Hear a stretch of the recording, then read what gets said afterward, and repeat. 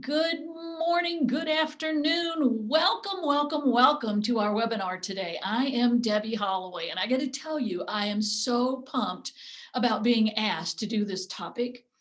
As crazy as this sounds, having done this, and as you all know, many of you know, I've been a coach since 1997. And I've been in coaching since 1993. I know some of you were probably not born yet. I get that.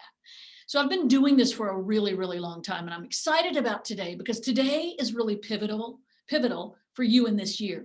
So I want to start by saying, hey, go to the Q&A. I can't keep up with the chat and talk at the same time, but if you would, post in the Q&A, where are you from? Where's your market? I see the team has already put that in there. Michael, you're in Colorado. Oh man, that's so cool. I am doing a women's event in Colorado, April the 24th, I believe it is. How cool is that? So hopefully some of you women will be joining me in Colorado. So let's see, we've got all over Ohio. I'm in Kentucky, so we're close. Look at this. Hey, New Jersey. Purvis Shah, I think you're on all of my calls, and I love you for that. I remember your name. California, Burbank. Yay, Burbank. Hey, Anna, excuse me, Nashville, Tennessee, Folsom. I just watched Walk the Line. Sylvia, the Johnny Cash movie, makes me think of that. So glad you all are here. I want you to look and see where everybody's from because it could be a great opportunity for referrals. I do want you to use the Q&A today because that's easier, like I said, for me to get to all of your questions. And today is really not about me telling you something. Believe me, I have lots I'm going to tell you.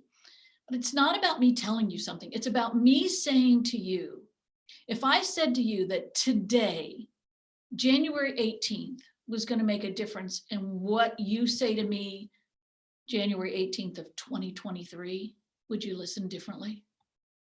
Because some of the things I'm going to share with you, yeah, some of it you've probably heard. I mean, when we've talked, I've listened to the other webinars from this month. And when they asked me to talk about the 3 to 5 things, they said 5 things. I said, I don't know if I can think of 5, but let me work on that create a great foundation for you. I did come up with 4. And I do think these are important. And I know some of you are going to go, you know, Deb, I've heard that one before. I've heard that one twice before. But what I'm going to share with you is the basics of your foundation. And then I'm going to share with you my thoughts, my 8 thoughts about how you make this happen for yourself. Because it's so easy for me to say, number 1, you got to have a plan. But there's so much more that goes into having a plan than just to say, yep, I got a plan, or you got to have one. So I'm going to tell you the 4 main things that I've learned from my time as a coaching client and my time as a coach. Having owned, for those of you that don't know me, I owned a real estate company. I ran my own personal team that at that time in the 90s did 150 deals a year. That was more than most of the companies in my town. But I owned a mortgage company. I owned a development company, which I still own. I've owned other businesses besides just doing real estate. Real estate taught me a lot about how to work better with people and how to have a plan, because nobody teaches us that in this business. So let's start with the 4 things I wrote down. The first one I wrote down was, of course, a plan. Do you have a business plan? Well, everyone's got a business plan if you're in coaching, because I know for a fact, if you're in coaching, you have written your plan with your coach, right? Of course you have. Of course you have. So you have a plan. Do you have a marketing plan? Because I do think a marketing plan is equally as important as a business plan.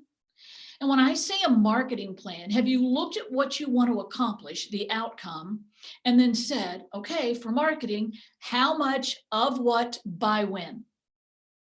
So write that down. How much of what by when? This was one of the very first things that Tom taught me when we started coaching together. And as I've said before, I swear he looked so young, you'd have thought he was 12 years old. But this is so true. How much of what by when? So think about this. I want to do postcards to my Geo farm. So how much? How many doors in your farm? How many pieces are you going to mail? That's the how much. Of what? My Geo Farm, my postcards for my Geo Farm. And by when? What's the deadline? I've even got clients creating when they want the card to go out, back that up. When it's going to be mailed, back that up. When it's going to be printed, back that up. When I'm going to approve it. I have teams that are literally deciding on their first 6 months worth of postcards in December. Done. Don't have to think about it. That's a great plan to execute. Do you have a plan around that? And by the way, do you have any questions about it? I do want to share with you guys something that Raylene Miller, one of our great coaches, was listening to a Q&A that Tom did on Instagram, and somebody was asking about content for social media. So I'm going to share this with you. See if you can see if I can get this to pull up. It'll sort of share. Let me pull this up for you if I can get this to come up. Let me know if you guys can see that, because obviously I can't see you now. So if you would just let me know that you see it. This was just a simple content idea plan that Tom created, and she put it in this great format. Thank you, Coach Raylene, of what to do, what your content can be. Do you have a social media content plan, or do you just like go, I should do something on social media. Hi, I'm just here to, that doesn't look as professional. You need to have a plan. So we've got this in Ellume, in the Ellume file resource section under training. If you want to take a snap of this now, you can. You can also go there to get it. I loved it. One thing you need to know is that under number 6, that is designs and home style insights, not Hoke style. I don't know what a Hoke is. It's home. So if you take a look at that real quick, I'm going to pop off of this so I can see you again, because I think the important thing for you guys is, what are you doing to have an actual plan around everything? It's easy to say you've got a plan, but it doesn't work if you aren't reviewing it, looking at it, creating a marketing plan, a social media plan to go along with it. And if you haven't, now is the time to do it. Reach out to your coach now, text them now and say, I need a social media plan. I need a marketing plan. Help me with that. And I think if any of you have a great marketing or social media plan, share it on your elite core or team page. We're all looking for help there. And that's the great thing about this ecosystem. We can work together. All right, so no Q&As on the plan. So the 4 things: plan. Second thing, people. People. I'm breaking up a bit. Well, Shanti, thank you for telling me that. I'm not sure how to not break up a little bit because I've got really strong Wi-Fi, but I know the guys at the company will make sure they fix that. Let me know if it continues, and thank you for that. People. Who do you need to help you reach your goal? Do you need an admin? Do you need a VA? Do you need a sales agent, a buyer's agent? You see, what we have in our ecosystem as coaches is really everything you need. Let's say you go, I am going to hire a marketing person. Well, how do we do that? Well, say to your coach, I need a job description for a marketing director. And if your coach doesn't have it, all they do is do like Don Jacks, an amazing coach that I love, just texted me before this and said, my client wants to know your system for hiring a new admin and keeping it simple.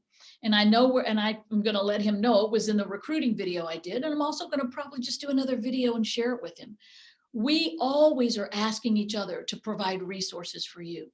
So if you think you're in a vacuum and don't know how to hire somebody, train them, onboard them, maybe fire them, do a review with them after so many days or weeks, just ask your coach. In the process of creating this talk, added about 30 different systems and checklists that I could share with you. And then I thought, that's not good. How many times do you say, oh, share this with me, and then you get it and you never use it? Go to your coach and tell them what you need. They will find me, or they will post on our coach's page, and we will share from there. But don't hesitate to think about that. The people you need are important. Maybe you go, listen, I'm not hiring anybody. I don't have the money for it, and I don't want to do it. And I get that. Some of us aren't good at hiring people because we'd rather do it ourselves. You can always go virtual. You could hire on a per project basis.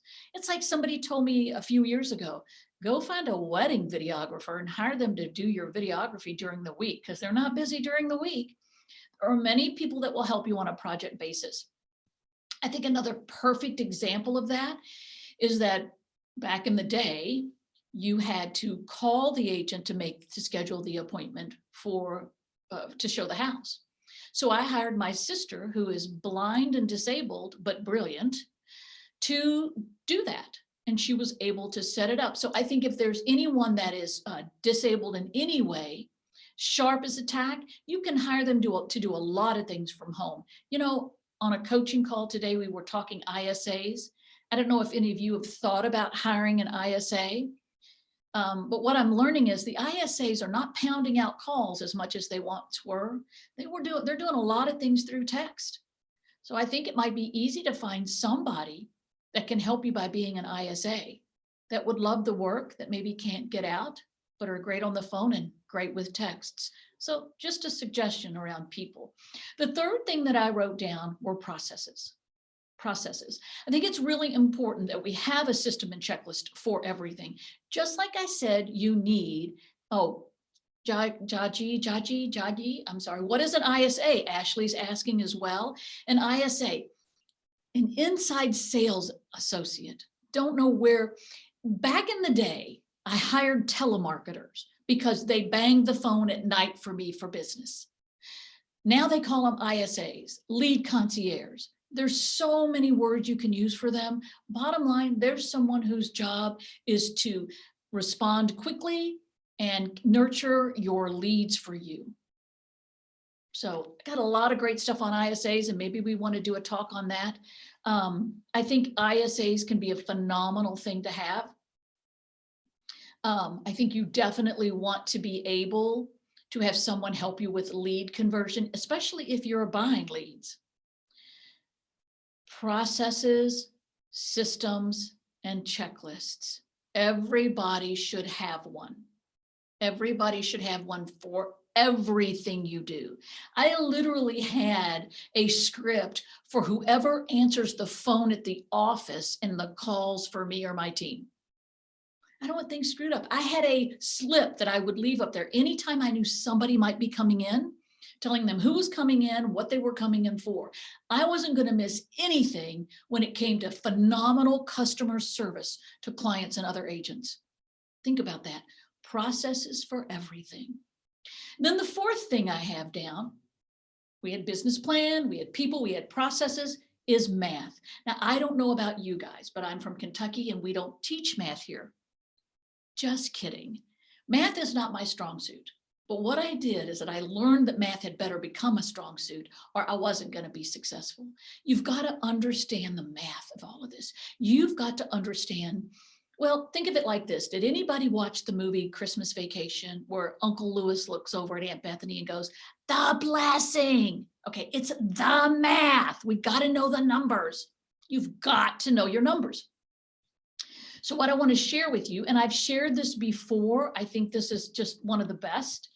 I think if you don't have a forecast board posted for you, whether you have a team or not, a forecast board posted for you, you're not going to reach your goals. And you've got to break it down into monthly goals. I've had people use forecast boards, but they didn't put down the number. They didn't number in the columns what their goal was. They just put a word in there. If they did that, they still didn't reach their goals. I guarantee you, you will reach your goal in 2.5 weeks out of the 1 month goal you've set if you have to look at that every day. Just take it from me. I know these things. I've tried these things and I have failed a boatload of times. But the forecast board is the most important thing. The absolute most important thing. And it is also in Ellume, in that resource training center. So those are the 4 things. Now I want to get into my thoughts. But before I do, Missy has a question. I need help with showings and marketing. What are your thoughts on hiring a full-time licensed marketing assistant who can help me with both? You could. it can be a little complicated because you want someone who can be a good agent, but yet also do marketing as well. I hired a gal over in Southern Indiana who does my social media marketing for me. I pay her a monthly fee and she handles all of that. Whatever I post, she blasts it out to the other channels. As far as someone to show, I'd hire a showing assistant.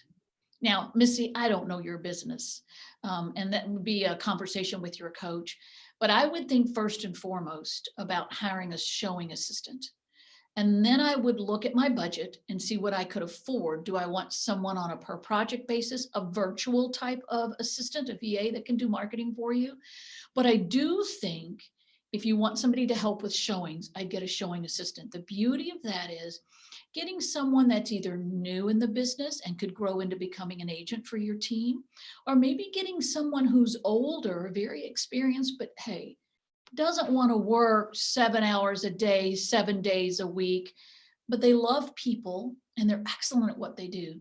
I'm always looking for people in my marketplace that might be thinking retirement. There's so many wonderful ways that you can use them, and they can keep their brain active, they can keep their body active, and they can do things they love to do, but they're not going to work 24 hours a day. So just a thought, Missy, and you can always reach out if you've got more questions on that, and definitely talk to your coach as well. And remember, guys, move your questions to the Q&A so that I can see them. Thanks. Tina says, what are some social media content companies that you recommend? You know, I got to tell you what a lot of people do. They just Google social media real estate content. And by the way, you can use Google if you want to find, you can hire a social media company to do that for you, but you can just go on Google and look it up. You can Google, you know, the GTS, Google that shit. You can Google, you can do Google Alert. You can Google Alert top tips in real estate. Like I Google Alert Forbes magazine, Keeping Current Matters is some of the absolute best no-brainer content you can use. I think, Tina, it just depends on how big a scale you want to go. I don't fool with it. My marketing gal does it for me. So I'm sure somebody can also come in here and add to that social media companies you would recommend. Like this guy says, coffee and contracts. I think that there are a lot of people you can hire, and I'm all for hiring if you can afford to do it, but I'm also all for you making it you. I think your content needs to reflect you. And I loved that chart that he shared.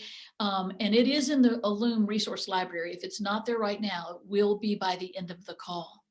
So I hope that helps. Yes, Laura, Katie Lance is a doll. She is amazing. And she has a ton of free stuff. I follow her and I think she is absolutely amazing. So there's a lot of opportunities that you have here for content. And for many of you, I highly recommend you just start by Googling it. Carolina Dallas says, I'm a new agent. How do I do farming for listings and marketing? Well, actually, there's a couple of ways you can do a geo farm, you can do a demographic farm. I'd talk to my coach about that because you're really talking about two things here. If I want to farm for listings, I'd pick a geo farm, and there's certain things you need to know to do it. Like you don't want to start with more than 250 doors. You want to know who your competition is. You want to know what the turnover rate is, and you got to figure out your budget. Now that's kind of a quick synopsis of geo farming, but that's definitely one to talk to your coach about as well. The charts in the resource library. One of them is a social media content chart, and the other one's called the forecast board.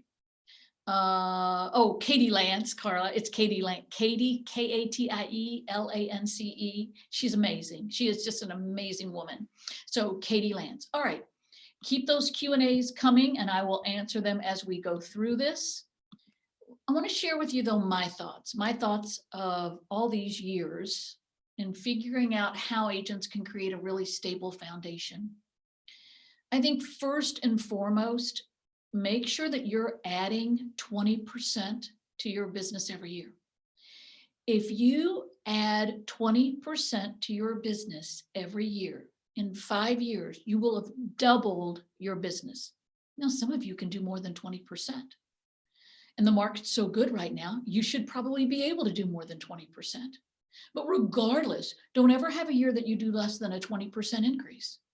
So if you want a stable foundation, make a point of paying attention to the numbers, make a point of following your plan so that it allows you a 20% increase every year.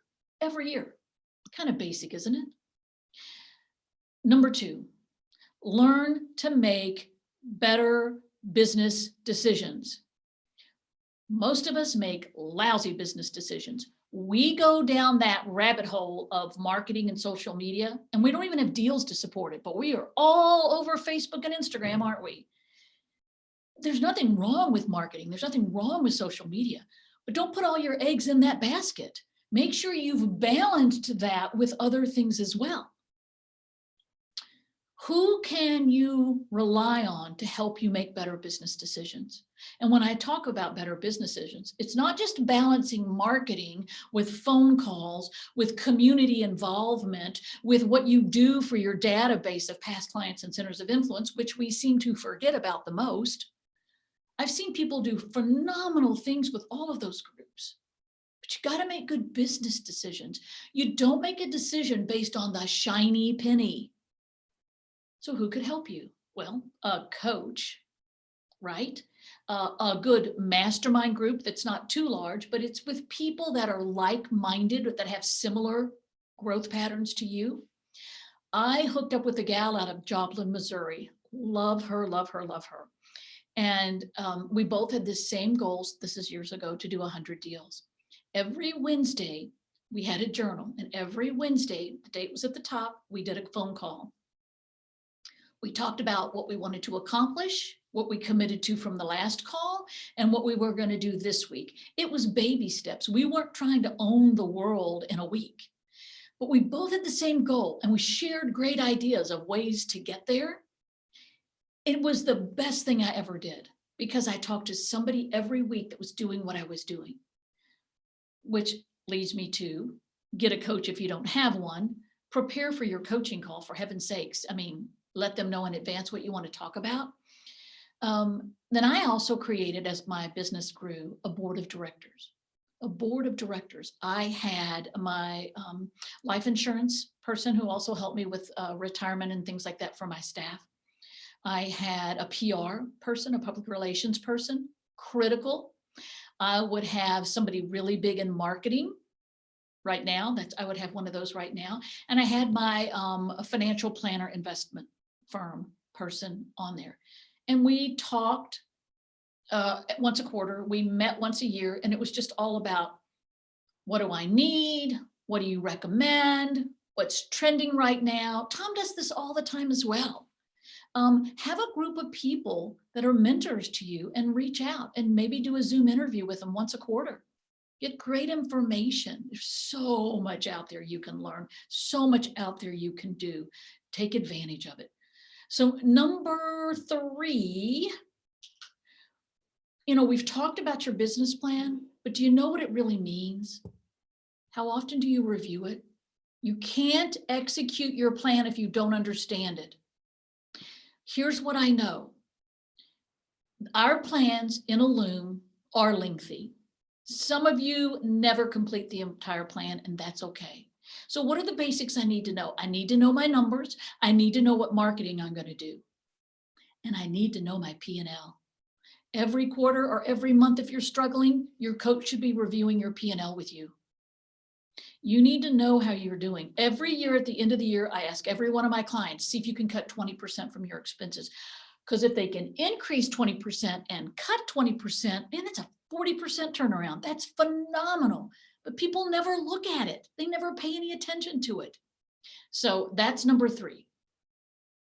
Number 4, create a time management system. A time management system that allows you to work maybe 7 to 9 hours a day, 5 days a week, 42 to 44 weeks a year, and make a point to take time off every quarter. I don't know about you, but having a week or two off at Christmas time, I couldn't wait to get back to coaching. I had a chance to unwind, and then all your creative juices start flowing again, and ideas come and things you want to do, and you get excited about it. But if you're working every day, all day long, you're no good to anybody, especially you. Take time off once a quarter, but when you do it, it has to be at least 2 days. At least 2 days. How many of you take time off once a quarter, at least 2 days? Let me know, yes or no. Because I know that it takes at least 2 days, if not 3, to unwind from the grind that you have. So think about that. How many of you actually build your calendar and have your time management all around the time that you can take off once a quarter? I worked my business to where we were doing 180 deals a year. I worked 4 days a week. 4 days a week. That's a great life if you can do it. And you can do it if you put it out there and you try. But you've got to try.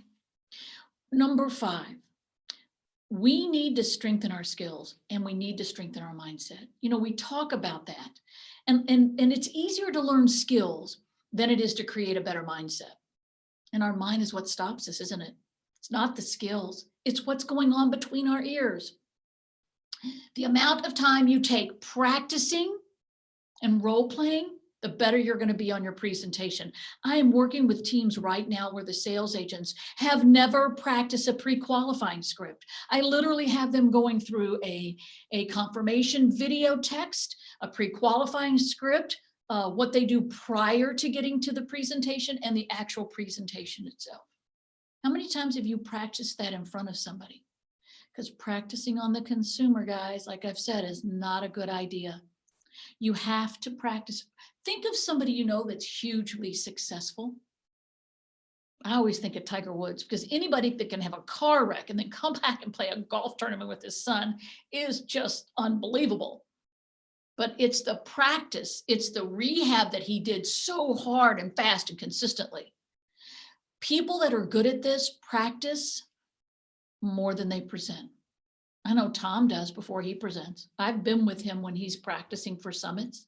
He puts a lot into that. You all see Tom up on stage and go, oh my God, this guy's so great. That seems so easy. It's not. He's practiced a lot. So understand that practice is better than presenting, because the better you are at your practice, the better you are at your presenting, the easier it's going to be for you. Okay, would I be able to share those scripts? Sharon? Oh, yeah. Scott Compa did the video thing and I've got the script. Let me make a note. I will share that script and the pre-qualification script with the office, and they'll put them in a Loom. Absolutely. Are there practice videos in a Loom? Now, Shanta, I don't really know if there are or not, but I'd ask for somebody to practice with you or share their presentation. Glenn says, do I use multiple calendars to support my daily short-term and long-term actions and goals? I do not. I have my calendar in my phone. I have a doing, done board on my wall where I have all the projects I want to do. Then I've picked 1 or 2 that are under doing. And when I've completed them, I move them to done, because the done part is what feeds your mindset and keeps it better. So I keep a doing, done board up. I'm a more visual person, Glenn. So putting it in Trello, you know, especially with the team, I think Trello and Monday and Slack and all these things you can put in there get lost because people don't pay attention to them. I'm a firm believer that you put it on the wall so they have to see it as they walk by every day. You're more likely to get things done. They won't hide behind the fact that they didn't open up that file to look at it. Is there a circle dialing script? Yes, there is, Tiffany. Go to your Facebook page for whatever group you're in and ask for somebody to share with you the circle dialing script. Also ask your coach. I think that would help you as well. Okay, now let's move to number 6. You have to sell yourself every day on the success you deserve. You have to sell yourself every day on the success that you deserve.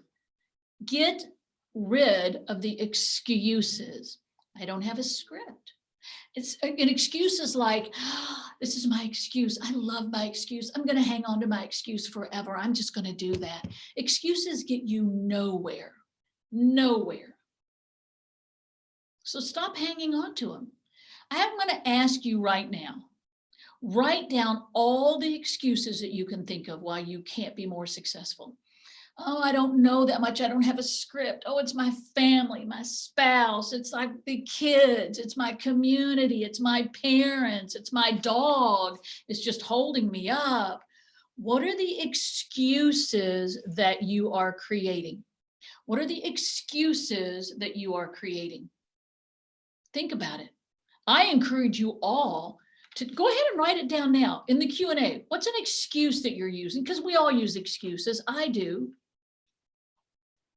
We all do. It's too cold to go out and train my horse today. That's an excuse. Write down your excuses. I'm going to answer this question about a 4-day work week while you write down your excuses. I want somebody, oh yeah, new mom, don't have enough time. These are great. And yes, Tiffany, things come up. Things always do come up. But I had to do this webinar today. I couldn't let anything come up because I had to do this. What if I hadn't shown up? Now, some of you are like, yeah, that'd have been great. But others would be like, no, I want you to show up and help me. Give me some nuggets I can use. If it matters, you show up. If it matters, you show up. I am a firm believer that it's easy for us to get addicted. I can get addicted to a video game. It's pathetic. So I just delete them all. It's so hard, but once you delete them, you'll find you have a lot more time in your day. No one wants to hear what you have to say. Oh, please. No one wants to hear what you have to say. Somebody does, because if you're not helping them with the real estate, they're going to have to go work with an idiot. Don't think no one's going to listen to what you have to say. Everyone will. That's a lack of self-confidence. Oh yeah, I don't have time to role play. So here's a good one. Go ahead and role play on the consumer because that'll work well for you, won't it? The bottom line is we all have excuses, and I really want you to write them down and send them to your coach because you think your coach knows you, but they don't. This is something that could totally change your coaching relationship and your outcome this year. Think about it. Really, really think about this and write them down.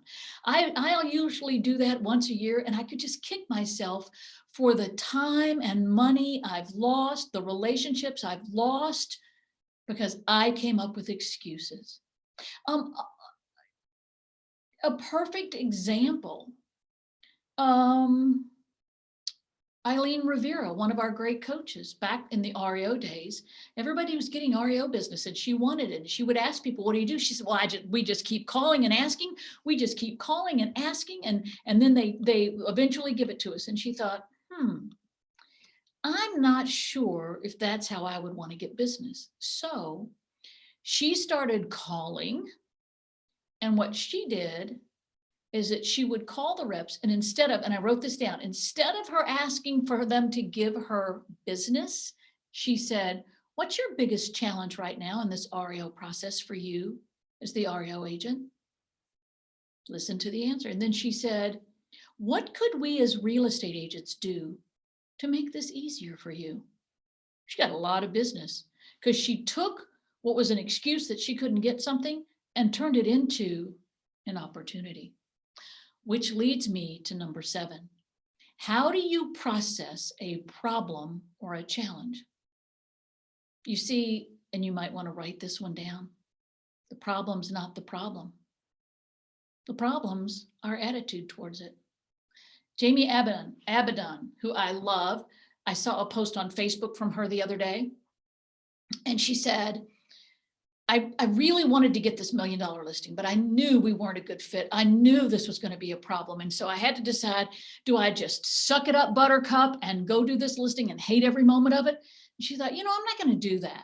So she referred it, and you know how hard a decision this is. She referred it to another agent. She trusted her gut. That's how she was processing this. Was it a challenge? Or was it an opportunity? And she referred it to another agent in her market. And she hung up from making that referral. And she said within 20 minutes, her phone rang. It was another $1 million listing. Sounds to me like a really good opportunity, a really good opportunity. How do you process problems or challenges? Do we play the blame game? It's because it's all drama. Well, it was his fault, or she was ugly to me, so I'm going to be ugly to her, or she didn't call me back, so I'm not going to call her back. That doesn't help anything. That only hurts you. You just got to ask yourself, where is the opportunity? Where is the opportunity for us? They're all there. The opportunities are all there. The problem's not the problem. The problem is our attitude towards the problem. Are you a glass is half empty person, or are you a glass is half full? Think of the book Winnie the Pooh. Are you Tigger? Are you full of wonderful thoughts? Or are you Eeyore? No, that's not gonna work. We can't make that happen. Everything is bad. Everything is awful. Which one are you? How are you going to handle the drama in your life? So, as I said, number 8, the problem's not the problem. The problem is our attitude towards the problem. We create the drama. We don't fix it. You see, take a look at it like this. You have to choose to look at each day as an opportunity. It's not a challenge or a problem. How you look at anything is how you look at everything. How you handle one thing is how you handle everything. How you treat one person is how you treat everyone. The bottom line to all of the things I've shared with you, and I hope you guys have questions, I'm going to answer a bunch of these, but how you do anything is how you do everything. Are you a Tigger or an Eeyore? And if you don't know the book Winnie the Pooh, I think I should write Winnie the Pooh for real estate, because every person in there is in real estate. Every personality. So let me answer some questions. How did I manage working 4 days a week? That was a great question. I noticed it in the chat, but the chat scrolls and so it's gone. So if you guys would go to the Q&A and ask your questions. My 4-day work week consisted of this.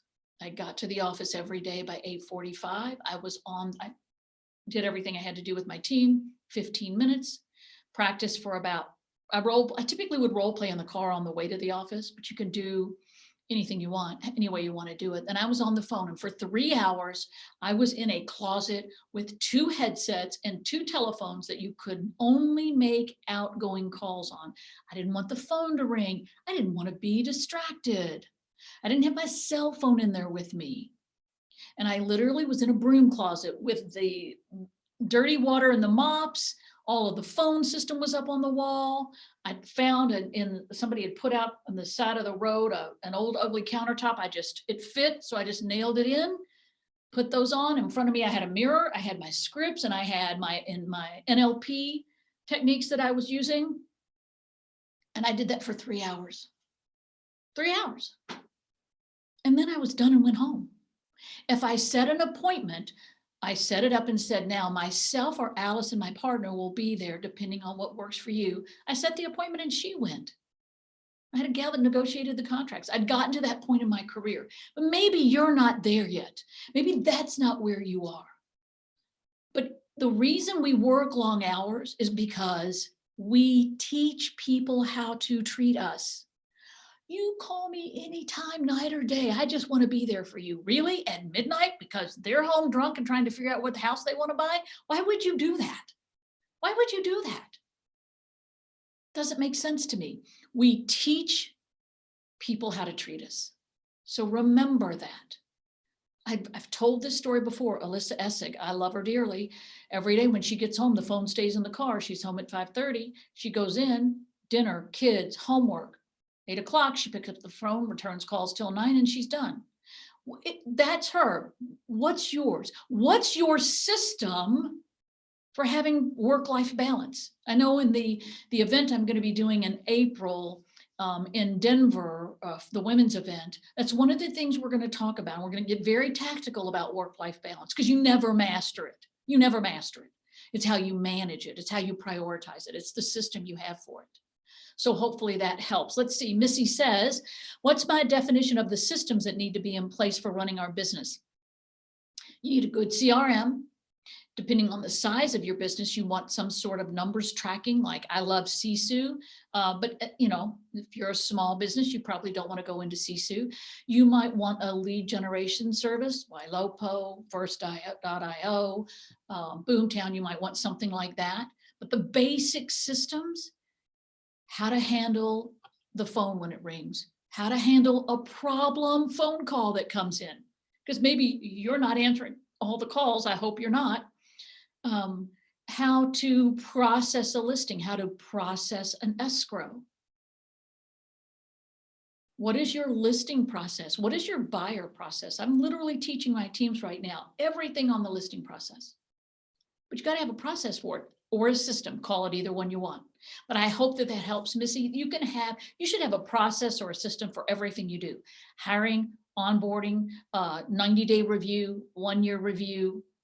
You should have a process, because once you have it, Missy, then man, everything else gets so easy because you just follow the process. You follow the system. I remember in putting together the team manual for our team clients, it was just nothing but 9 chapters on systems and processes, because you get those in place and life is good, really good. Oh, I love this. Carolina says, one of her excuses, I have a bad lead. Carolina, just assume they're all bad and you're going to make them good. Because I've got clients that say there's never a bad lead. They're all good leads. I just got to know how to talk to them better, how to help convert them better. Yeah, thank you, Christy. Right, Winnie the Pooh for real estate, I should. Renee, I want to hire agents. What do you think we should not show them how to do it? What do you think we should not show them how to do it? Do you think we should ask and show them how to do videos? Well, yeah. I mean, if they're on your team, listen, there's no magic answer. And I know some of you are like, I've heard this stuff before, but I'm a firm believer that the teacher appears when the student is ready. It's the same thing when you bring people onto the team. They're not going to do everything right away. I always did with my team, and if this, then that. If you bring me and fill out the COI builder with all the people that you know in the community so we can put them in for marketing, then you can go to the next step, which is shadowing, being a showing agent, maybe doing open houses and then working with buyers, and then you work up to taking listings. So kind of an if this is completed, then we go to that. Yes, Ashley, you can register for the WIRE event. Go to Women Influencing Real Estate on Facebook and just ask to join, and I'll add you right away. Women Influencing Real Estate. It's on Facebook. Can you talk more about the 20% back into the business? Yes, Laura, I can. And that's a great question. I think if you want to grow your business by 20%, look at what your net income is. What do you want your net income to be? Add 20% to that. Look at your gross and add 20% to that. If you're going to add 20% to your business, I would look at my income and say, okay, 20%. I do it this way. If my goal is I did 100 deals this year and I want to add 20%, that means I got to do 120 deals next year. I like keeping it really simple. So if I'm going to do 120 deals next year, where will those 20 deals come from? Do I maybe need to add a new lead source? Maybe change something I'm doing, maybe do some drop-offs to great clients that send me business. Maybe I need to look at my database and pull out my top 5 or 10% and actually meet them for coffee or drinks or dinner once every 60 to 90 days because they're good referral sources. I'm going to try to figure out, Laura, where am I going to get those 20 deals? Now, maybe I'm going to get lucky and people are going to think I'm a great agent and call me, but I'm not waiting for that. I'm looking at what I did this year and where it came from. And I'm asking myself, what do I need to do differently to add 5 more deals from this source, 3 more deals from that source? Or am I just going to hope it happens because I put it in my plan? I've never liked that approach. I like to be very, very specific. Is there anywhere we can see examples of other agents' systems and processes? Well, absolutely, Juan. Ask your coach to connect you with another agent that might have some good systems and processes. One of the things that I do as soon as I get a new client, I try to figure out their personality type, where they want to go, their goals, and then I'll say, hey, I want to connect you with these 2 agents over here. They are really in a similar situation as yours. You guys should communicate. See, I think that's one of the great things that we as coaches can be for you, and that's a connector. I want to connect you to somebody who can answer your question. A great form of connection are the Facebook pages. How often are you using our Facebook pages and asking questions? Because that's also a good way to get referrals. Could you refer a process checklists on a Loom? I'm pretty sure there's a lot of different things in there now. What I would say is ask your coach. Just tell them, I'm looking for a system or checklist for this. As a coach, I'm not going to send you a whole bunch of checklists and systems because they don't mean anything. It's sort of like you going into the doctor and saying, I've got a headache, and they're like, oh, brain surgery. No, go into the doctor and say, I have a headache. Then I'm going to ask you questions as the doctor or as your coach, and I'm going to provide you systems you need for where you are right now. Not a system for hiring an ISA that you are nowhere near ready for. So I would be specific with my coach. Let's see, Tiffany, can you talk about safety precautions for women, screening the client from Google or social media? Yes, oh gosh, just drew a blank. There is a resource you can go to and you can type in the name. Oh my gosh, Tiffany, I'm drawing a blank. But yes, and somebody, if you can think of what that source is, maybe you could post it, but you can type in a name and you can find out about the person. But yes, you don't want to go meet anybody you don't know at all, that you haven't, look them up on Facebook and Instagram. Go to their Facebook page and see, is it just a couple of pictures with circles around it? Then you know it's probably a spam. Forewarn. Thank you, Ilka. Thank you. Go to Forewarn, Forewarn. It's phenomenal to find things out. But simple things, Tiffany, like when you go to show a house, make sure your car is parked on the street, pointed towards the exit of that street, not the end of the cul-de-sac, and not in the driveway. Because if you need to get away, you got to be able to get away quickly. I think I've told you all the story about the for sale by owner that I called her every Monday and she called me everything but a human being. And I thought, oh, geez. So the fourth Monday I call her and she said, that's it, come over. And I thought, well, she's going to shoot me. I am from Kentucky. She's going to shoot me. So I made my partner go with me and I said, now sit in the car, leave it running. Don't get out. Don't turn the car off, because if this doesn't go well, I want to be able to run out quickly. I don't know why I thought that would happen. But I got to the door and she's like, I don't understand why you kept calling me. And I said, well, because I figured if you could sell your house all by yourself, good for you. But if you couldn't sell it all alone, I wanted you to know that I'm the kind of person that's going to be assertive and go after finding you a buyer. She listed it, but I thought she was going to shoot me. So obviously you want to be careful. Park your car like you should. I did a call for a team out in LA, in the LA area, because one of their gals had gone on a listing presentation and she got out, but it was kind of scary for her. If you don't know somebody, don't go alone. Just don't go alone. Nothing's worth it. So anyway, I hope that helps you. Thank you, Ilka. Other questions, thoughts, hallucinations that you guys and gals are having?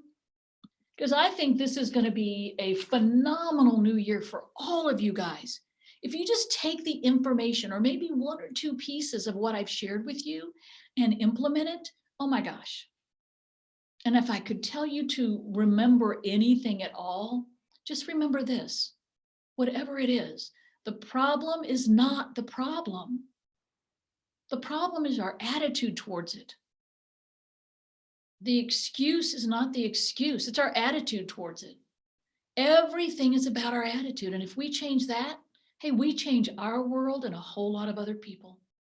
Thank you guys for listening today. Make it a great day.